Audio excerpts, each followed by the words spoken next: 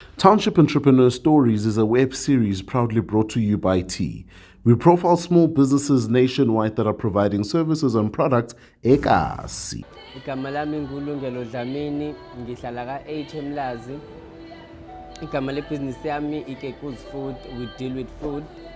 So eKeku's siyakwazi ukuthi sikuphekele mawunomshado, mawunama-traditional events, if kuwukuthi unama-surprise party or mhlambe nama-office party. Siyakwazi ukuthi sikhostele ama-events egcekeni lethu ekhaya endaweni secured. Siyakwazi ukuthi mhlambe mawune-baby shower yamngani wakhe i-surprise, siku-organizele yonke into from makeup, from outfits, from i-cameraman, from yonke into nje sikuqalele yona kabusha.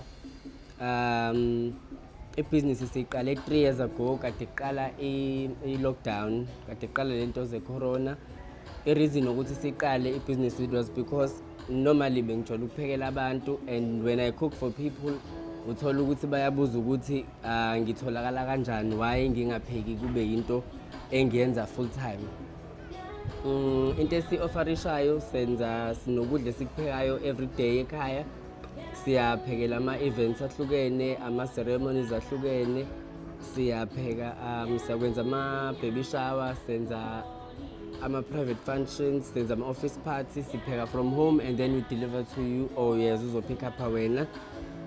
Mawungidinga ungangithola enambeni yami ethi 069 12 512.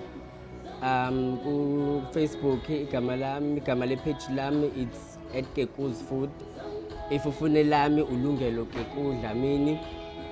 Ku-TikTok @Keku's Food.